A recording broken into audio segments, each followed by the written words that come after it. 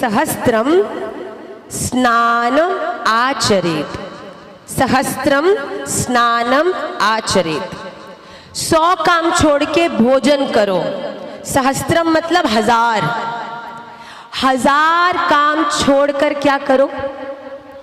स्नानम आचरेत, स्नान करो भैया, रोज नहाओ। पर यहां पर स्नान केवल शरीर का स्नान नहीं। हम सोचते हैं स्नान का मतलब मैया कह रही है नहाओ, भैया खाना खाए नहीं खाए नहाते हम जरूर है। शरीर का स्नान सबसे छोटा स्नान है। जो सहस्त्रम स्नानम आचरेत है, इसका अर्थ है कि बाह्य अर्थात शरीर और आंतरिक रूप से स्नान हो। निर्मल मन जन सो मोहि पावा, मोहे कपट छल छिद्र ना भावा। महाप्रभु जी ने शिक्षाष्टक के पहले श्लोक में कहा है चेतो दर्पण मार्ज। एक बात बताओ, एक शीशा, आप तो बहुत सुंदर दिख रहे हो पर बड़े दुखी हो, क्यों? क्योंकि जिस शीशे में आप अपने सौंदर्य को देखना चाह रहे हो ना, वो शीशा बड़ा गंदा है। तो वो शीशे में चाहकर भी आप अपने आप को देख नहीं पा रहे हो। पर कब देख पाओगे? जब वो शीशा किसी कपड़े से आप साफ कर दोगे। साफ शीशा आपको आपकी सुंदरता बिल्कुल क्लियरली दिखाता है। तो सहस्त्रम स्नानम आचरेत मतलब कि आप अपने हृदय का भी स्नान कराइए। कोई चीज जो ऊपर से बड़ी लाल लाल सेब दिख रहा है, उसकी आपने 100 रुपए भी दे दिए, पर घर गए और काटा तो अंदर से गला हुआ निकला, तो क्या आप खाओगे? खाओगे?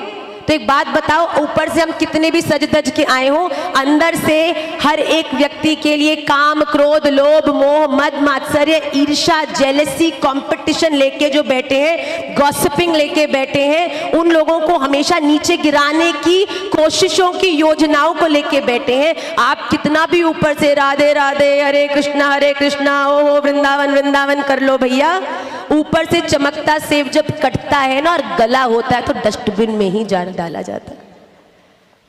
अगर आपके हृदय में गंदगी है, ऊपर से आप कितने भी सुंदर हो गए ना, कितना भी प्रिटेंड करोगे कि हम भक्ति करते हैं, भैया ठाकुर जी आपको स्वीकार नहीं करेंगे।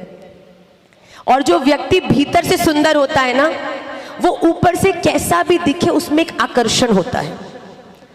आप हमेशा देखना, आप कोई भी वैष्णव को देखो, चाहे वो बिल्कुल सिंपल होगा पर उसके भीतर ना एक आपको बड़ी अट्रैक्टिवनेस लगे कि भैया तुम क्या करते हो कि तुम्हें देखने से ही बड़ा पॉजिटिव लगता है। अभी भैया खड़े हैं, आपने इतना सुंदर तिलक लगाया है, इनको देखने मात्र से ही इनकी भक्ति हमको आकर्षित कर रही है। इनको देख के हमको भगवान याद आ रहे हैं, वृंदावन, केवल इनके माथे का तिलक।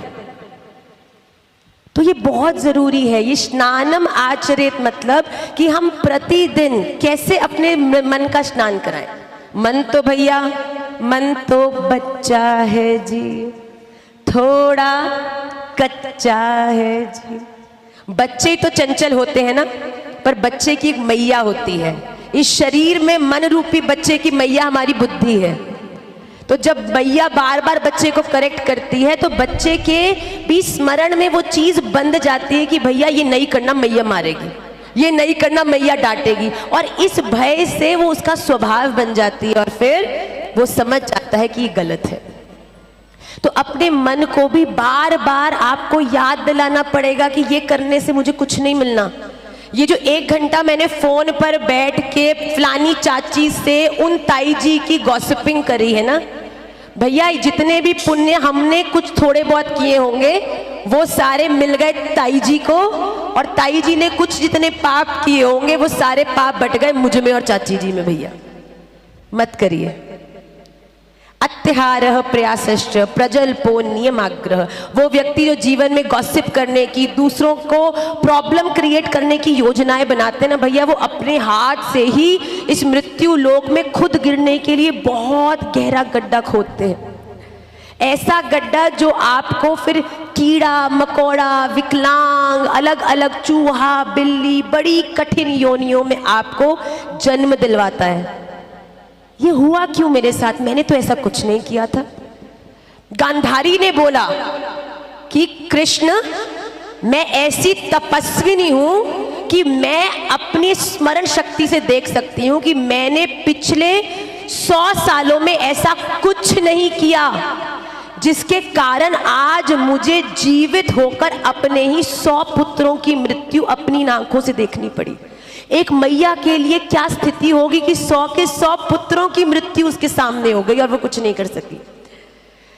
ऐसा मैंने क्या कर दिया कि तुमने मुझे, या तो मुझे भी मार देते, मुझे पहले मारते फिर जो भी करते, पर ऐसा क्यों किया? ठाकुर जी हंसने लगे। ठाकुर जी ने कहा, गांधारी आप केवल 100 वर्ष देख सकती हो, आपको बताऊं मैं आपके उससे पहले के जन्म भी देख सकता हूं।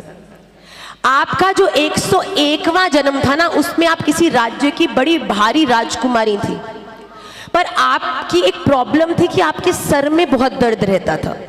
तो किसी वैद्य ने आपको बताया कि 100 केचुओं को मसल कर उनका एक पेस्ट बनाओ और उसको अपने सर पे लगाओ, इससे आपका जो सर का पीड़ा है, दर्द है, वो हमेशा के लिए ठीक हो जाएगा। आपने ऐसा ही किया, 100 केचुए के पेस्ट को अपने सर पे लगाया और आपको पता है पिछले 100 सालों से वो 100 केचुए बार बार किसी न किसी रूप में आपके सामने आते हैं कि आपको कोई पीड़ा दे सके।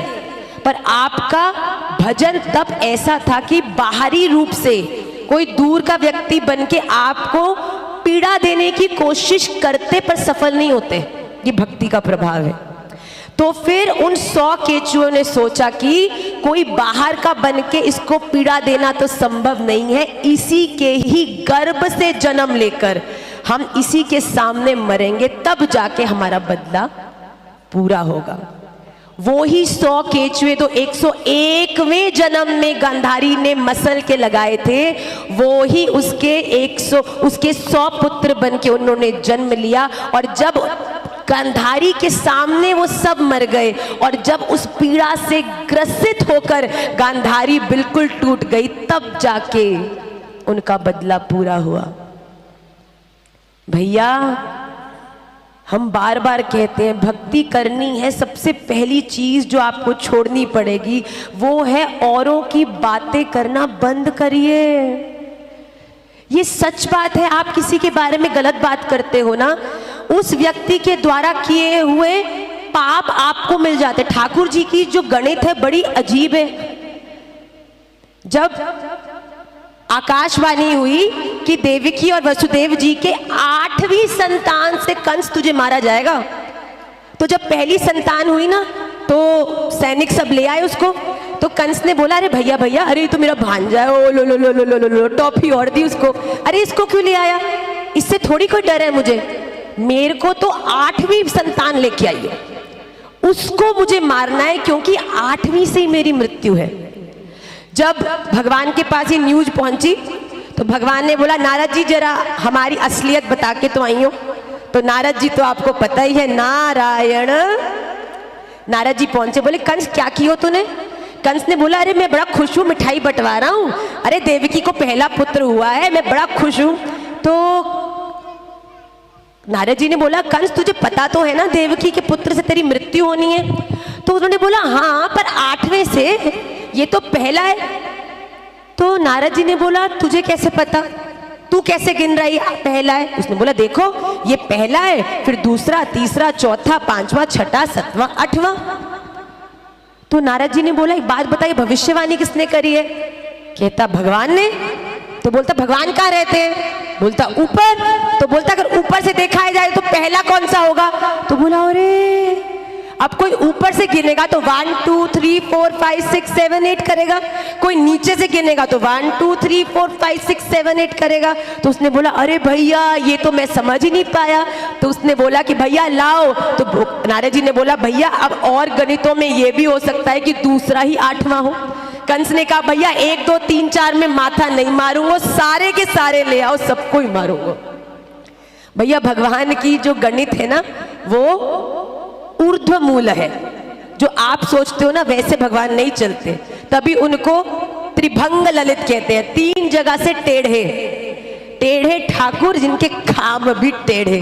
बेचारे इतने प्यारे हैं, सही करने की कोशिश भी करते, पर टेढ़े है ना, अपने आप टेढ़ा है जातो है काम। तो शम विहाय भोक्तव्यम सहस्त्रम स्नानम आचरेत। 100 काम छोड़ के क्या करना है? जोर से नहीं बोल रहे हैं भाई। हाँ, 100 काम छोड़ के, 1000 काम छोड़ के स्नान। स्नान भी आंतरिक और बाह्य।